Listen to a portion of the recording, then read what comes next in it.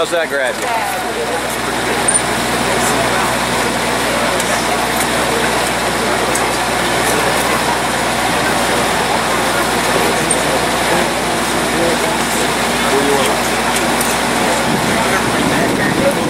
Hey folks, can you give them just a little bit of space?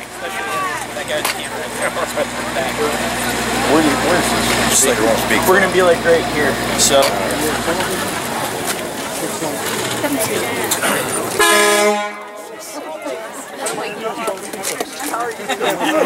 Hey folks, could y'all take just a couple steps back?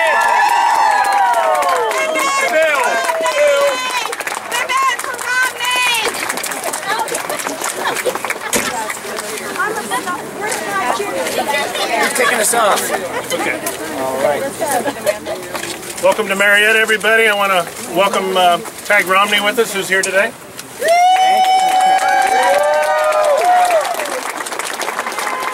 Can everybody hear me? Yeah! Thank you so much for coming out today. This is a great campaign, and what we're focused on today is early voting. And I thank you all for coming. Who's voted already? Well, we need to get your early votes in because it's very important to this campaign and for the success of all the candidates that are running.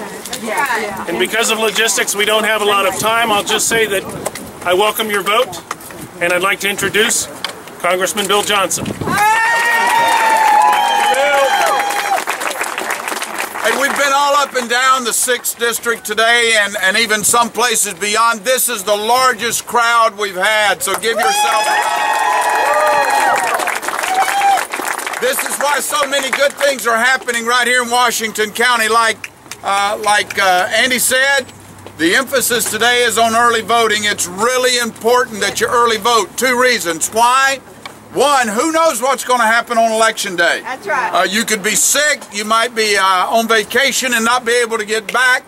We want to make sure that you get an opportunity to have your vote counted. Also, once you vote, they take your name off of those calling lists and off of those mail lists, and you won't get all that stuff, right? It saves money and it saves you headache. But hey, it's really important. This is an important election, you know that.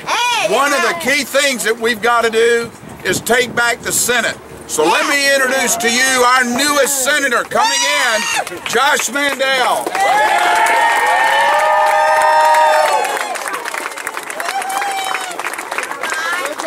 Hey, thank you all for being here.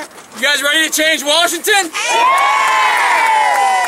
Hey, we've been traveling up and down the Pennsylvania-West Virginia border today, and I believe Ohio has eyeballs on it from all throughout the country and all throughout the world. But there's a very good chance that Appalachia will decide the future of our country. It's a very good chance that this portion of the state, eastern and southeastern Ohio, will determine the balance of the Senate and control the White House. So not to put too much pressure on you. But listen, the other side's going to have more money.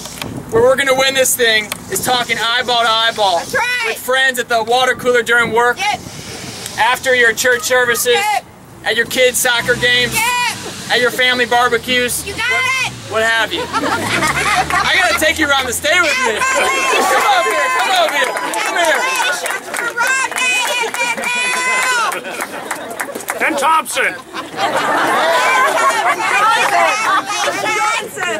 Listen, one of the issues we're talking about all over the state for Governor Romney, for my campaign, Andy and everyone else, and Congressman Johnson, is whether or not the coal, oil, and gas we have underground, whether they're assets or liabilities.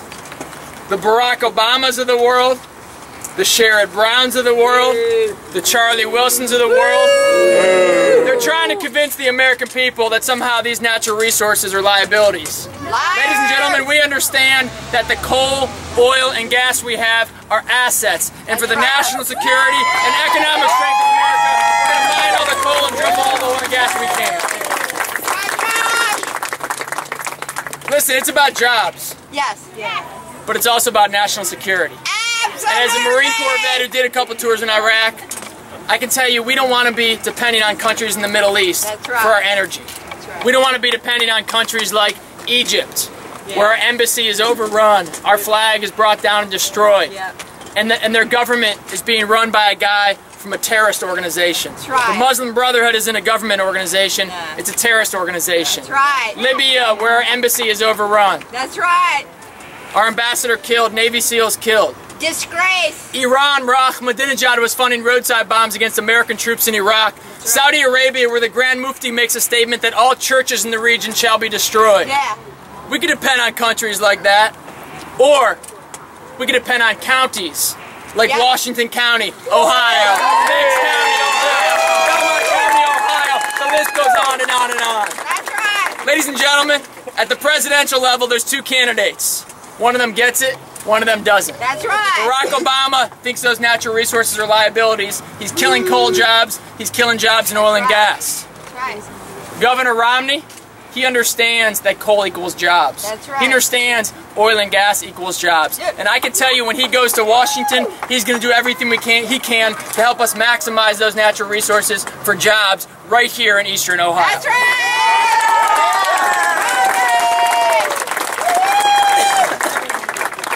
Listen, I'm honored to introduce to you one of his sons. They've been crisscrossing the state, and as you know, the governor's been here quite a bit. I was with Governor Romney and Senator Portman in Portsmouth last Saturday. We had thousands of people there. Tomorrow we're going to be with Congressman Ryan in St. Clairsville in Belmont County, and we're very proud to have Tagg Romney with us here today. So ladies and gentlemen, Tagg Romney.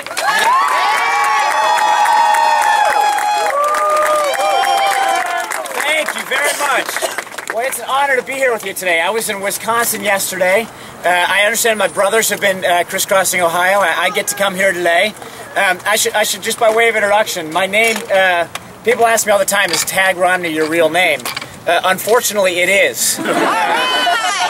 It's short for Taggart. I wish I could tell you I was named after Dagny Taggart in Atlas Shrugged. I was not. My parents actually knew someone in college. They didn't even know him that well. His name was Tagg Taggart. They liked it, and they stuck me with it. My younger four brothers are Matt, Josh, Ben, and Craig. They all have very normal sounding names. I am, by the way, I am the oldest. The other brothers, there's one who's taller than I am. There's a couple who are more athletic. Some would say smarter. But today with you, you have the favorite son.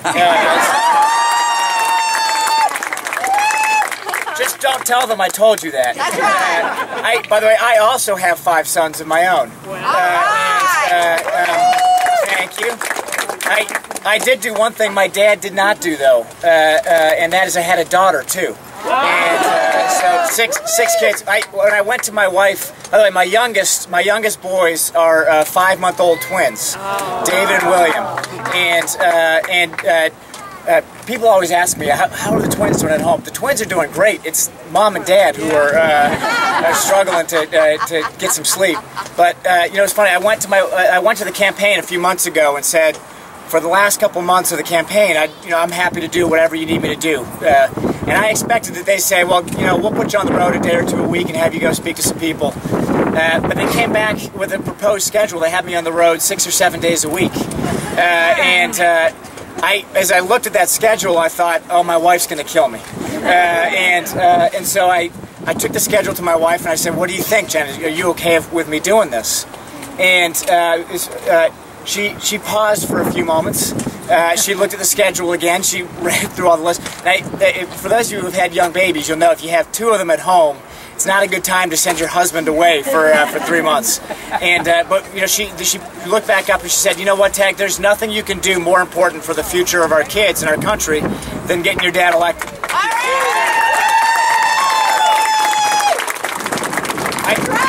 I think she's absolutely right. I think this is the most important election of my lifetime. It is! You look at the difference in the choices that we have before us right now, and they could not be more clear. Yep. You have on the one hand a president whose rhetoric doesn't match his record. He sounds good when you listen to him, all the things that he wants to do, but then you look at what he's actually done. He says he wants to cut the budget deficit in half. Has he done that? No. Oh, he took it to $16 trillion. He added $5 trillion in debt in the last 4 years. Think about what that's going to do. You see these little guys down here. Who's going to have to pay that back? They are. He wanted to get unemployment down to around 5%. Has he done that? No! No, it's you know, we have 23 million Americans who are out of work or underemployed. But the hurt goes deeper than that. There are people who have jobs who are worried about losing them. The people who have jobs who've seen their incomes fall. Median income in this country has dropped by $4,500 in 4 years. That's un-American. The American dream is at risk. On the other hand, you have a guy, my dad, who I think knows what he's doing. And I know I'm a little bit biased, but I can tell you I've seen him in lots of situations, and every time that he's taken over a troubled situation, he's turned around and made it better.